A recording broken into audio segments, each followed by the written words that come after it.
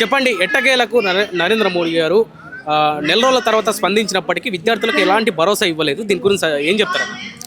నిజంగా ఒక మాటల్లో చెప్పాలంటే మొన్న జరిగినటువంటి ఏదైతే ఘటన ఉందో ఆ ఘటనను బట్టి చూస్తుంటే ఈరోజు దేశంలో ఈ భారతదేశంలో ముఖ్యంగా చట్టాలన్నింటిని కూడా మరి వారు చేతుల్లోకి తీసుకొని చట్టాలను ఇబ్బందుల్లో పెట్టి వ్యవస్థలన్నింటిని కూడా అవస్థల పాలు చేసినట్టు ఈరోజు మనకు కనబడుతుంది.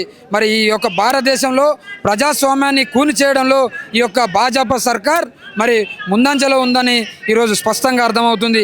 మరి మొన్నటికి మొన్న నీట్ విద్యార్థులు 22,73,745 మంది విద్యార్థులు తమ యొక్క భవిష్యత్తు కోసం ఎన్నో కలలు కానీ మరి వారు ఎగ్జామ్ రాస్తే ఈ యొక్క కేంద్ర ప్రభుత్వం యొక్క నిర్లక్ష్యం వల్ల ఉన్నటువంటి ఆ సంస్థ యొక్క మంత్రి నిర్లక్ష్యం వల్ల ఆ యొక్క అధికార నిర్లక్ష్యం వల్ల మరి అలసత్వం వహిస్తూ ఈరోజు విద్యార్థుల యొక్క పేపర్ లీకేజీకి కారణమైనటువంటి యొక్క బీజేపీ సర్కార్ మరి ఇది ఎక్కడి న్యాయం, మాకు న్యాయం చేయండి, మా యొక్క డిమాండ్లను పరిష్కరించండి అని మొన్నటికి మొన్న ఈ యొక్క భారతదేశం యొక్క ప్రధాన పట్టణమైనటువంటి ఢిల్లీ నడిఒడ్డున విద్యార్థులందరూ కూడా మాకున్నటువంటి వాక్ స్వాతంత్రాన్ని ఉపయోగించుకొని ఈరోజు మరి వారి నిరసన తెలియజేస్తే వారిని అనేక రకాలుగా మరి ఇబ్బందులు పెడుతూ గొడ్లను బాదుతూ ఒక దేశ విద్రోహ శక్తుల్లాగా వారిని చిత్రీకరిస్తూ వారిపైన లాఠీల వర్షం కురిపిస్తూ ఈ యొక్క కేంద్ర సర్కార్ మరి అధికార దుర్వినియోగం చేస్తూ ఈరోజు అనేక ఇబ్బందులు పెట్టినటువంటి తరుణం.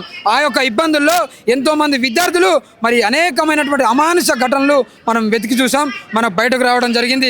చాలామంది తలలు పలిగి నెత్తురు గారుతుంటే కూడా ఇదే నా భారతంలో జరుగుతున్నటువంటి దురాఘటన అని వారు అనేక ఇబ్బందులు పడుతున్నటువంటి సందర్భం. ఒక రకంగా చెప్పాలంటే అక్కడ బడే మియా, ఇక్కడ చోటే మియా. ఈ రాష్ట్రంలో చూసుకుంటే ఆనాడు నరేంద్ర మోడీ గారు అధికారంలోకి రావడానికి మరి 2 కోట్ల ఉద్యోగాలు ఇస్తానని ఆ రోజు యువతను వంచి నయవంచన చేసి మోసం చేసి ఇప్పటికి ఉద్యోగాలు ఇవ్వని పరిస్థితి.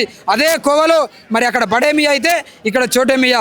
ఇక్కడ ఈ రేవంత్ రెడ్డి సర్కార్ అధికారంలోకి రాగానే ఏకకాలంలో 2 లక్షల ఉద్యోగాలు ఒకటే సంవత్సరంలో ఇస్తానని ఈరోజు నిరుద్యోగులను వంచి నయవంచన చేసి మరి మా ఉద్యోగాలు ఇవ్వండి, మా నోటిఫికేషన్లు ఇవ్వండి అంటే నిరుద్యోగులను ఈరోజు పోలీస్ స్టేషన్ల చుట్టూ తిప్పుతూ నోటిఫికేషన్లు చేస్తున్నటువంటి తరుణం. అంటే వాళ్ళేమో అక్కడ ఢిల్లీలో ఏమో దోస్తి, గల్లీకి వస్తే కుస్తీ. ఈ రకంగా వీరిద్దరి యొక్క వ్యవహారం దొందుగా నడుస్తుంది. కాబట్టి ఈ దేశం మరి అద్భుతమైనటువంటి ప్రగతి సాధించాలంటే ఈ వ్యవస్థలన్నింటిలో కూడా మార్పు రావాలంటే విద్యార్థులు ఇబ్బందులు లేకుండా ఈ యొక్క భారతదేశంలో మరి చదువుకోవాలంటే తప్పకుండా 3వ శక్తిగా మరి యొక్క ప్రాంతీయ పార్టీలు రాబోయే కాలంలో తప్పకుండా ఈ యొక్క 2 పార్టీల యొక్క పరిస్థితిని చూసిన తర్వాత ముందుకు రాబోతున్నాయి. అంతకంటే ముందు మరి ఈరోజు తెలంగాణ రాష్ట్రంలో ఈ యొక్క రేవంత్ రెడ్డి ఈ దేశంలో నరేంద్ర మోడీ ఈ రకంగా చేస్తే మరి గతంలో ఇదే నరేంద్ర మోడీ గారు రైతుల కోసం నల్ల చట్టాలు తీసుకొస్తే అయ్యా మాకు ఈ చట్టాలు వద్దు అని మరి వేల కొద్ది రైతులు మరి ఢిల్లీ నడిఒడ్డున ఎముకలు కొరికే చలిలో సైతం మరి నెలల పాటు వాళ్ళు ధర్నాలు చేసినప్పుడు కూడా వారి యొక్క నల్ల చట్టాలను చివరకు ఎట్టకేలకు తప్పని పరిస్థితిలో వాటిని తీసేశారు. కానీ అనేక ఇబ్బందుల మధ్య వారి చుట్టూరు కూడా ముళ్ళ కంచెలు వేస్తూ వారిని దేశ ద్రోహులుగా గుర్తించి ఆ రోజు చిత్రీకరించినటువంటి ఘనత ఈ యొక్క మోడీ గారిదే. ఆనాడు రైతులను, ఈరోజు నిరుద్యోగులను, ఈరోజు ముఖ్యంగా నీట్ విద్యార్థులను ఇదే కోవలో ఇదే పరంపర ఇక్కడ ఈ రాష్ట్రంలో కూడా కొనసాగుతుంది. కాబట్టి ఈరోజు మరి మా బీఆర్ఎస్ వర్కింగ్ ప్రెసిడెంట్ కేటీఆర్ గారు ఎక్కడ మరి విద్యార్థులకు కావచ్చు, ఉపాధ్యాయులకు కావచ్చు, అదేవిధంగా మరీ ముఖ్యంగా రైతులకు, పేద ప్రజలకు, ఎస్సీ ఎస్టీ బీసీ మైనారిటీ వర్గాల ప్రజలకు ఎక్కడ ఇబ్బంది కలిగితే అక్కడ నేనున్నానంటూ ఆనాడు ఈ యొక్క తెలంగాణ రాష్ట్రంలో ఈ రేవంత్ రెడ్డి సర్కారు యొక్క దౌర్భాగ్య పరిస్థితితో మరి లగచర్లలో రైతులు, లంబాడి బిడ్డలు ఇబ్బందులు పడుతున్నటువంటి తరుణం నుండి ఈరోజు నీట్ విద్యార్థుల యొక్క భవిష్యత్తు నిర్వీర్యం అవుతున్నటువంటి సందర్భం వరకు కూడా మరి ముందుగా మరి నిక్కర్స్గా నిజాయితీగా మరి కిలబడి ఈ యొక్క ప్రభుత్వాలతో కొట్లాడుతున్నటువంటి నాయకుడు కేటీఆర్ గారు. ఇంకొక విషయం ఏంటంటే మరి ఈ యొక్క రాజకీయ నాయకులు ఎవరైనా బర్త్డేలైనా మరి అనేకమైనటువంటి వారి యొక్క ఏదైనా ప్రోగ్రాంలు అయినా కానీ మరి వాళ్ళు హఠాసంగా ఆర్భాటంగా అనేక రకాలుగా జరుపుకుంటారు. కానీ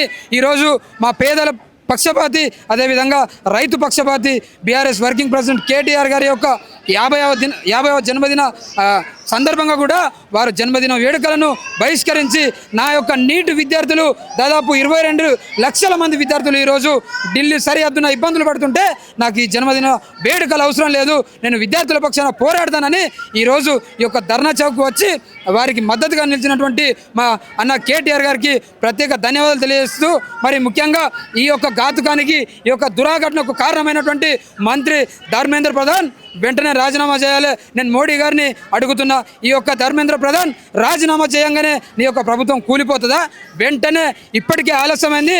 నైతిక బాధ్యత వహిస్తూ ఈ యొక్క రాష్ట్రంలో కావచ్చు, ఈ యొక్క దేశంలో కావచ్చు, ఈ పార్టీకి మరి విధేయంగా ఉంటున్నటువంటి నాయకులు ఎవరైనా కావచ్చు, మరీ ముఖ్యంగా ఈ యొక్క విద్యాశాఖ మంత్రిగా ఉన్నటువంటి కేంద్రంలో ఉన్నటువంటి ఈ యొక్క ధర్మేంద్ర ప్రధాన్ వెంటనే రాజీనామా చేయాలి.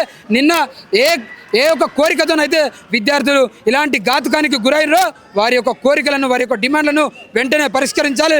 లేదంటే ప్రతి ఒక్క రాష్ట్రం నుండి అధిక మొత్తంలో మీరు ఈ యొక్క నిరసన సెగలు ఎదుర్కోవాల్సిన పరిస్థితి అవుతుందని తెలియజేస్తూ, ఆనాడైనా నాడైనా నేడైనా ఏనాడైనా ఈ రాష్ట్రానికి, ఈ దేశానికి కేసీఆర్ గారి నాయకత్వమే శ్రీరామ రక్ష.